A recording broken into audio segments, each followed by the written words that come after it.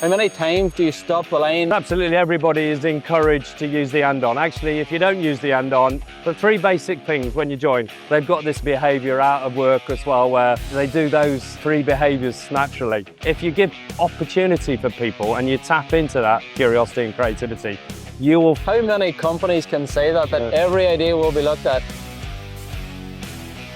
Welcome to a brand new podcast that we've got here, Let's Talk Lean, in collaboration with Totota Lean Management Centre and Lean Made Simple and Ryan Tierney. Really excited to bring you our guest today. He's a senior manager of Totota. His name's Simon Rowley, and he's going to talk about lean and what it means to Totota. Welcome, Simon. Yeah. Would you like to explain what you do at Totota, Simon? How long you've been here, etc. What you do? Yeah, sure. So yeah, I'm probably one of the longest serving guys at Totota now. I joined in January '92, so just halfway through now, my 34th year.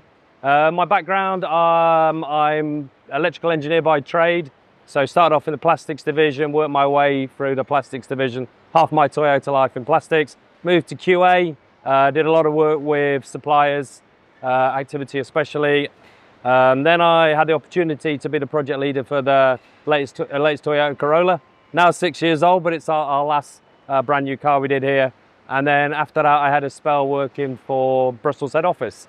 Worked for 3 years, living in Brussels, and then working with lots of our sort of partners in Europe, so European Toyota companies and suppliers. And then I've been back at Toyota UK now for just over 2 years.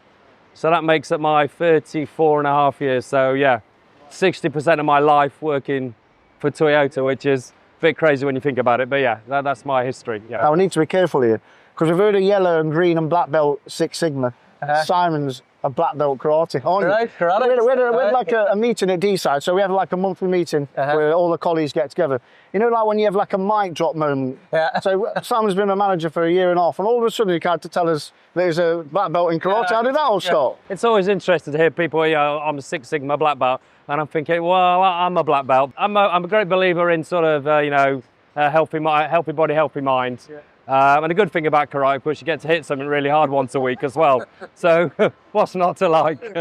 So obviously we're on the factory floor, we're on the Gemba here at Toyota.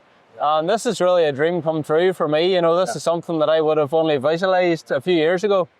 I've been studying Toyota, reading all the books on Toyota, and it's easy to come here and get totally overwhelmed by everything that's going on. So to break that down in simple form, for somebody watching this podcast that's interested in lean, wants to get into lean, what's some of the first steps, you know, to get in, to start on your lean journey? Yeah, of course, we're probably a little blasé about it now. You know, we've been here 3 decades. It's just everyday, normal run-of-the-mill sort of thing. But I think the key thing when we tell people to join, what's the kind of most important things to remember when you join Toyota? Don't worry about it. We're going to train you, and you're going to have, you know, you're going to have a great time working for Toyota. But 3 basic things when you join.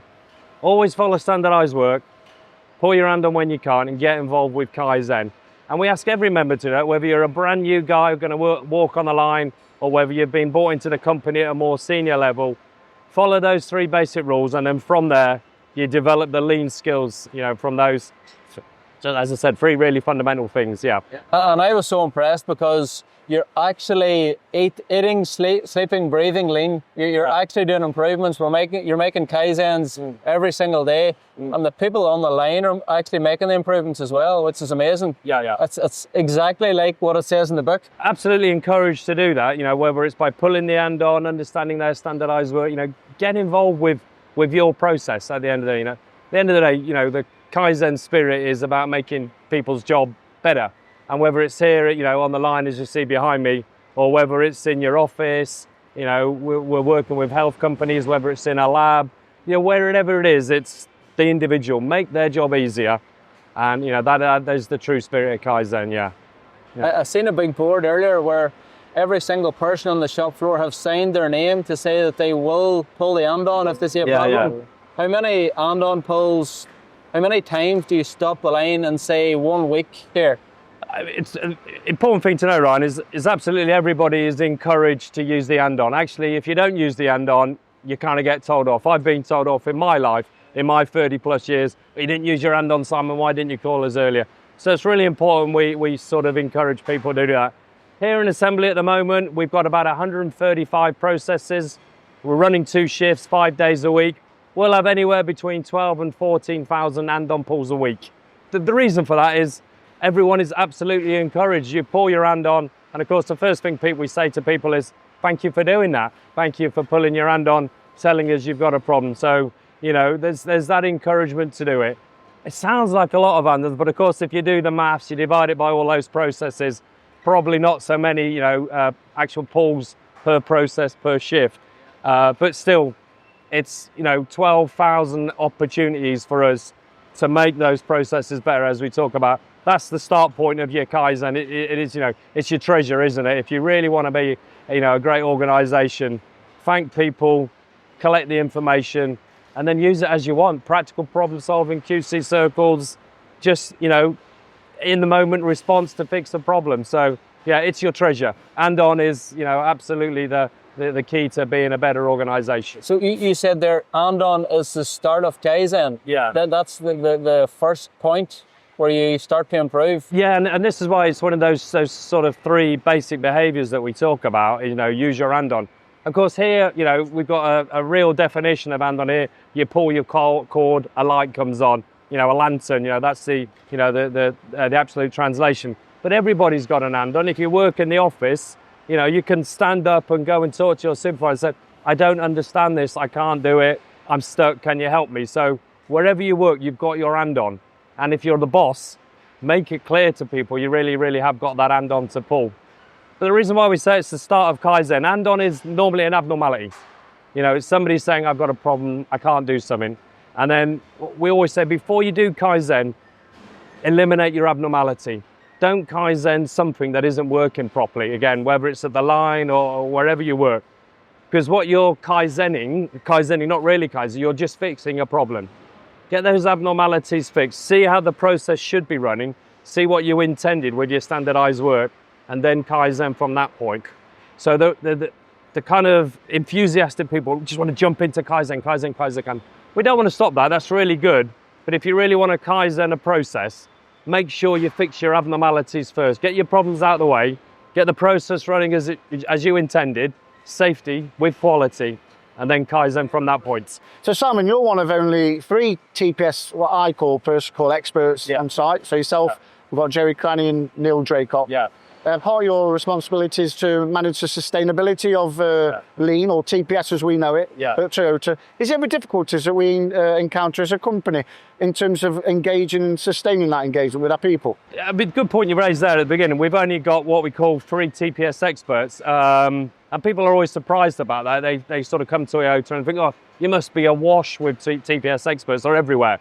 And in reality, probably we've got more experts than we give credit for. As you rightly say, you know, as an organisation, as a TPS organisation, we have 3 experts, but we like to think we've got like 2,000 plus TPS apprentices. You know, the moment you walk through the door, follow those 3 rules, and of course, as you become a more experienced team leader, group leader, you know, you learn more and more at TPS knowledge. Them 3 rules again, I'll follow standardised work exactly. Yeah. Stop, call, wait. Pull your hand on. And Kaizen process, okay? Every member does that, and then that leads into what you just talked about, I think, Ryan, with like Kaizen activity.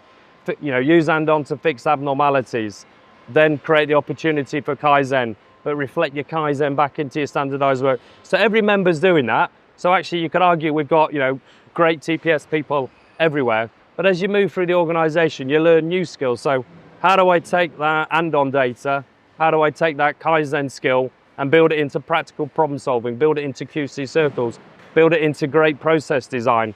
So all the time you're developing new skills as you go along. One thing we do here, because we recognize that just having 3 people probably isn't enough really. I think we're really proud of here we do is each year we take 6 team leaders who've been nominated by their local management, hopefully 1 from each division, so paint, plastics, QA, assembly, logistics, body shop, and they come and work with us for a year, just doing TPS things. And really, again, starting off from those basic rules, what's standardized work, how to understand abnormality, and how to do Kaizen. And then for 12 months, they'll work with, as you mentioned, Jerry and Neil, just really learning those skills. Honestly, in a year, they'll get 20 years worth of knowledge, 20 years worth of experience. And of course, when they finish, they'll go back to their organization that hopefully as a great team leader for them. Many team leaders we've seen have gone back as group leaders, have been promoted into group leaders and are now really influencing kind of Kaizen direction in their shop based on that sort of training program. So there's many things we do. We've got experts, we've got team leaders, but as I said, everybody has the opportunity to engage with TPS. Yeah. So something that I've really internalized from walking around today with Paul is the importance of having a Kaizen team as well. And it's something that I always encourage SMEs to do. Even a company with 50 people, they should have one dedicated person that focuses on Kaizen all the time. And we have that at our company.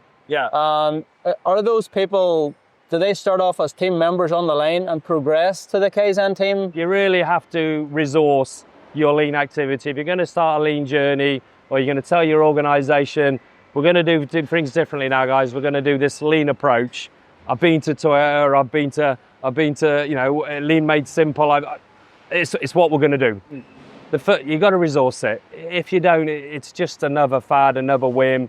It will die off. So whether it's definitely people, you definitely need people. Sometimes a bit of money, probably more important than anything, time. Our guys here are making cars actually all the time. So how do we get them to do Kaizen, which of course is your question.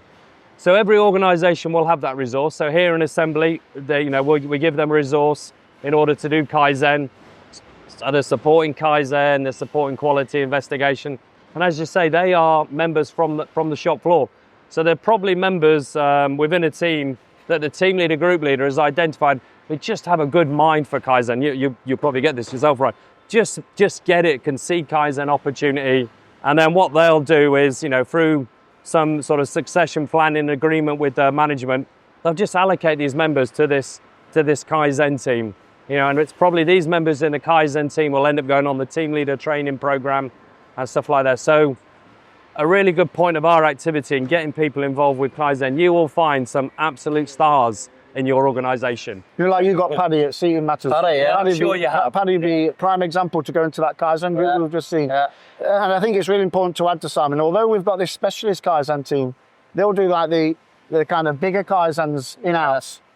All of our members are encouraged, aren't they, to do minimum 2 Kaizen per month on the shop floor. Right. So if you think that we've got, how many people are directly involved in building vehicles now, the 2,500? So just go for Assembly here. We've got 270 members on the shop floor every day making cars, encouraged to come up with 2 Kaizen ideas, as you say, every month. 540, so that's 6,000 Kaizen. And even if some of them don't work, and that's absolutely fine, this is another sort of golden rule of doing Kaizen. Not every idea has to work, but don't stop encouraging people. 6,000 ideas that you've got a chance to improve the way you operate, whether it's improve KPIs, whether it's to make that OPR better, or actually, most importantly, make the members' process better. It's just absolute treasure, isn't it? Yeah. From the time when somebody on the line, a member on the line suggests an improvement until it's carried out, how long would that time frame be roughly? It very much depends on what the Kaizen idea is. If it's a case of a member's sort of struggling on their process, just by the way to the order of the elements and the way the kit's been put out, they can discuss it. Normally they'll discuss that with their oppo through their sort of just their team member handover. Team leaders will get involved. This can all be done during the day. It can literally be the team member pulling his hand on saying, I've got this idea. Team leader will come along to support. If they can do it themselves, they will do. The team leader has the authority with the other team leader to say, this is a good Kaizen idea. Team members agree, let's just do it.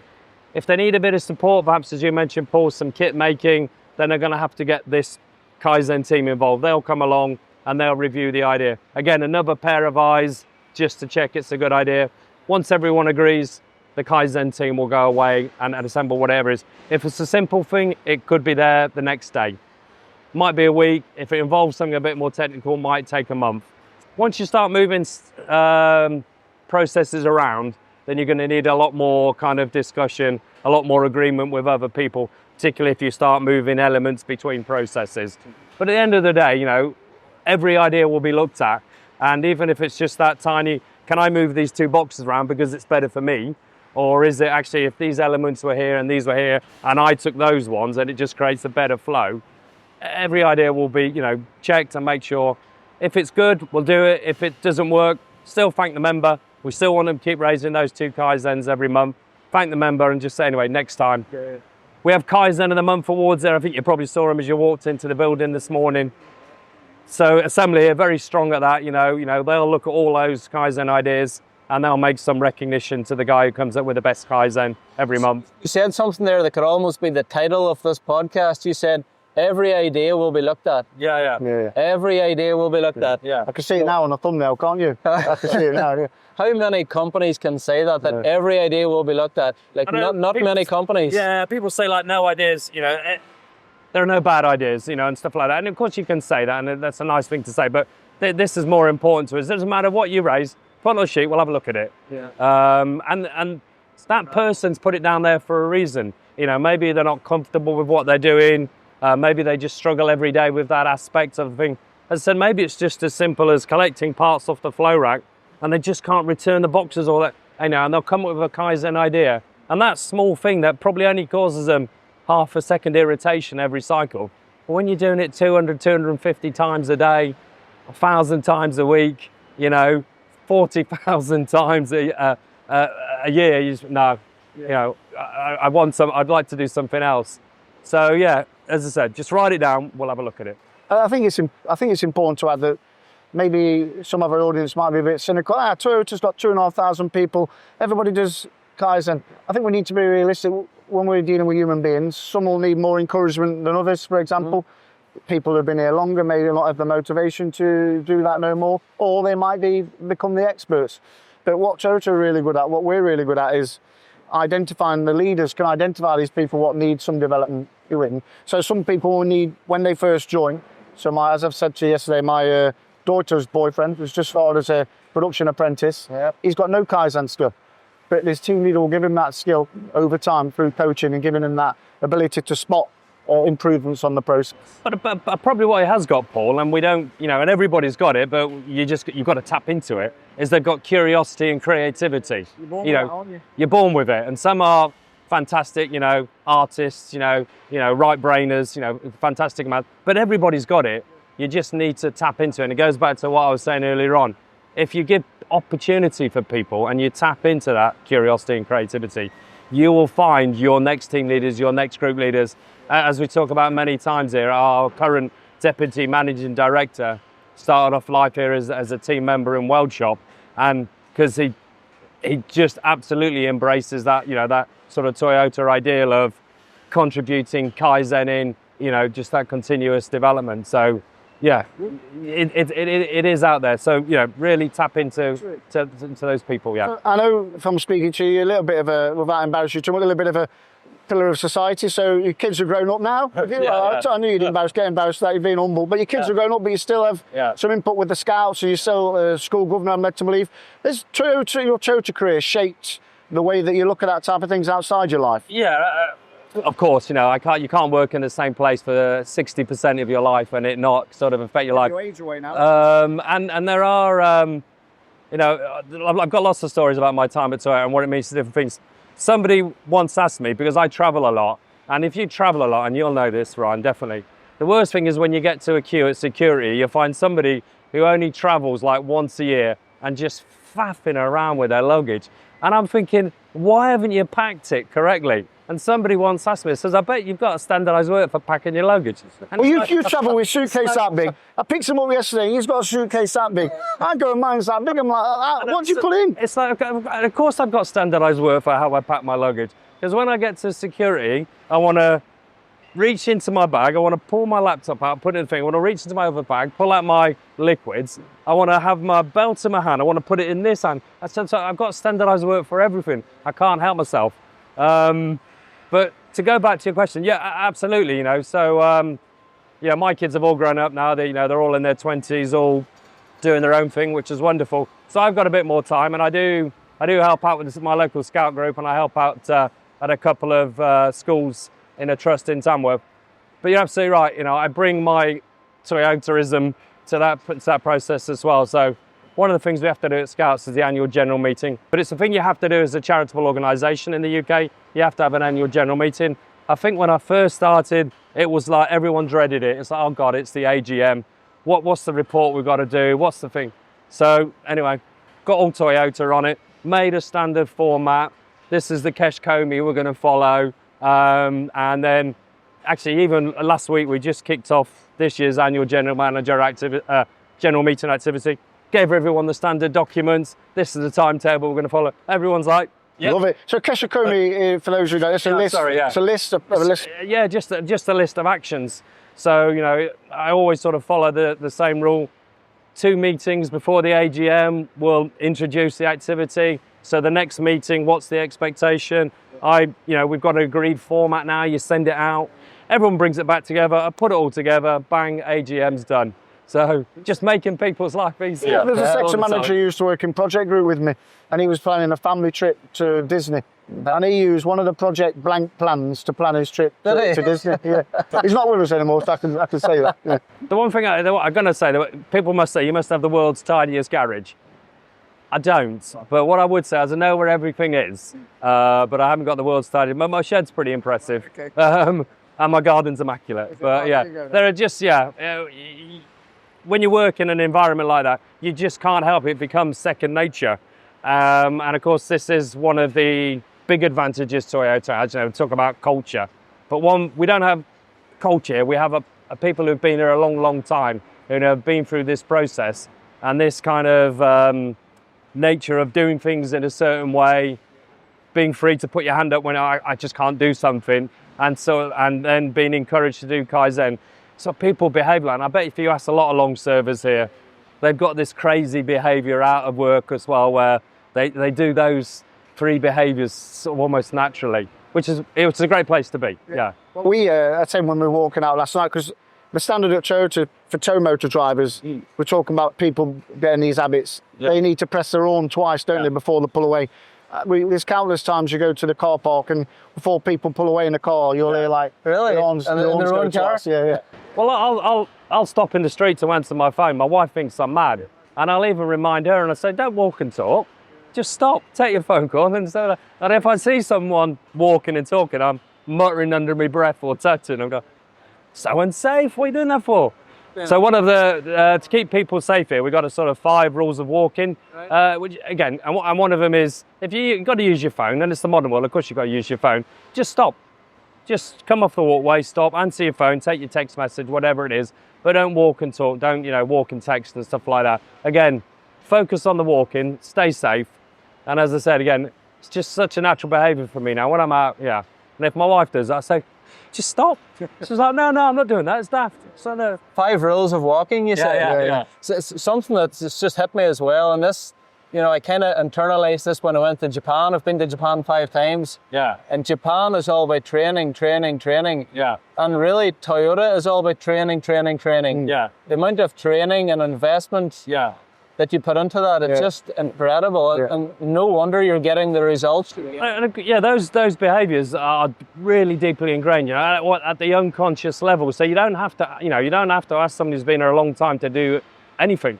They know that that's how they behave, and of course, they then do that outside because they don't know any other way to behave. It's just like when you teach your kids between right and wrong, isn't it? Yeah, and then this is where Toyota's culture comes from. We behave the same way all the time using, TPS, standardized work, andon Kaizen, then we're just going to get those continuously good results. Everyone's going to be engaged in it, isn't it? So you said last night when we was walking around and it was quite quiet here, wasn't it? And I was stopping and pointing at the cost. You said, you do that all the time. Yeah. And I said to you, it's not about doing it when people are watching, Simon. It's about doing it when people aren't watching, kind of leading by example. So it's very few people that can kind of behave one way because somebody's watching and behave another way because somebody, because actually your behavior comes from your unconscious, doesn't it? So it's very hard. So but as you just mentioned there, Paul, now you probably don't know how to behave any other way. It's just an unconscious reaction. I'm going to point when I cross the road. Don't walk with your hands in your pockets. always stop when you take a phone call. When we first kind of put this in 15 years ago, it kind of came from Japan. Yeah. And with our culture being very different to Japanese culture, not everyone bought into it straight away. So you'll see at my level and kind of up the level of the organisation, we'll all lead by example. Yeah. And there's some variation of when we get members to do it. We're talking about last night, the Gen Z type of people. Does it feel alien to them? So our jobs as leaders of the company is to lead by example and to coach them into that behaviour. Mm-hmm. Some of it we do naturally anyway. The other one's walking up the stair holding an AMRail. Most of us do anyway. And the fifth one's adhering to walkways, which again, we're quite strict on it. So I'm going to put you on the spot now though, Simon. Yep. So that's right. Kind of winding up. So TPS or lean. If you could summarise TPS or lean in one sentence, how would you describe it? Sentence. Putting you on the spot. I think the key thing is definitely the Kaizen. My definition of Kaizen is the Kaizen is the one I gave in the beginning. Kaizen is all about making somebody's job easier. That's what you're doing Kaizen for. Never forget that. We live in a world of digitalization and all these kind of things, and people are sort of fearful that somehow digital is going to replace humans, isn't it? But humans are going to be working forever. Let's have this. So when we think about what we're doing for the people who work for us, let's never forget that. The reason why we do Kaizen is to make somebody's job easier. And then if we follow those basic rules and think about what they mean, always follow standardized work. So I'm asking somebody to follow standardized work. How am I asking them to do that? Have I provided them with standardized work? Have I provided them with a safe process? I want you to tell me when you've got a problem. Have I provided them with an andon? Have they got the opportunity to put their hand up and say, I'm struggling? And then Kaizen, have I provided them with the resource, the opportunity to do Kaizen? So that's not one sentence, I absolutely realise that now. But start off with that one sentence is I'm here, my job as TPS leader for Team UK is to make everybody's job easier. And then I think of those 3 basic rules, and then I just expand on those rules. And if you follow that thinking way, you are definitely on your way to a lean sort of company, a lean organisation, a lean enterprise, whatever it is you're trying to run. Yeah. So thank you, Simon. That's been absolutely so valuable. I don't think you guys realise how good this place is. Yeah. I've only been here for one day and my mind is blown. If I could explain, we're in the middle, right in the middle of the Gemba, on the factory floor. There's literally cars moving above our head. If I was to sum this whole thing into one word, I would call it flow. It's just perfect flow. Yeah. And synchronization, everything's coming together. What you were saying is everybody's job is easier, and I can see that. There's nobody struggling. Yeah. Everybody has the opportunity to make their job easier. It's really, really incredible what you've built here. It absolutely is. Yeah. And something that most people don't know is that companies and people can actually come here and see this. You actually open the doors up for tours under TLMC. Do you want to explain what TLMC is? Yeah, TLMC, so Toyota Lean Management Centre. Myself and Paul are proudly wearing it on our workwear. So it's one of the areas of the business I look after. We're here to really provide an opportunity for everyone to understand about lean. So we're not sort of consultancy. We're not going to tell you how you should be doing things and this is the way you need to be more efficient. This is about understanding how lean might work for you. Of course, it's a factory. You explained it very well, Ryan, and things you work very well here. But lean is for everyone. Everyone has got an opportunity to think about how they can do lean in their organisation. So if you're thinking about lean, I mean, you're also a great advocate of lean. I know how you did it. You just looked online and said, I want to know about lean. Oliver at Roto Firm, same, I just want to know about lean. But if you're one of those, if you're really, really interested, have a look online. By all means, come and see us. Just go and talk to someone who is a true advocate of lean, someone who's living and breathing it. If you want to come to Toyota Bike, you're always welcome. Whatever you want to see, we'll show you. But I think what we'll tell you is not so much about the lean tools, the things you can read on the internet. If you come to Toyota, what you've hinted at there, Ryan, is we'll show you how it works. How it works here, and then what you can take away from that is, well, what does standardized work look for me in my organisation? Am I really allowing people to pull their hand on? And am I really getting everybody's sort of enthusiasm, creativity, curiosity for Kaizen? So yeah, come and visit us. You're all welcome. But yeah, take those messages away and think, how can I do that in my organisation? Then that will be fantastic. I think it's really important, you know, your message that you want to turn Ireland into Japan is kind of your kind of strapline. I'm really passionate that lean don't just sit with manufacturing. It's completely, we can apply lean outside manufacturing, service industry, health industry. So no matter what, we'll take anyone in when we can go to other companies and kind of coach those as well. So yeah, there's lots of opportunity for it to kind of see what you're seeing. You know, we class you as a lean expert. For you to come here and say, gee, this is a bee's knees. Anyway, lots more people can kind of share that with us. Yeah, absolutely. Thank you very much. No, thank you guys. You've been brilliant. Really good, Simon. Thank you. Well done. Yes. Mate. Thank you very much. Yeah.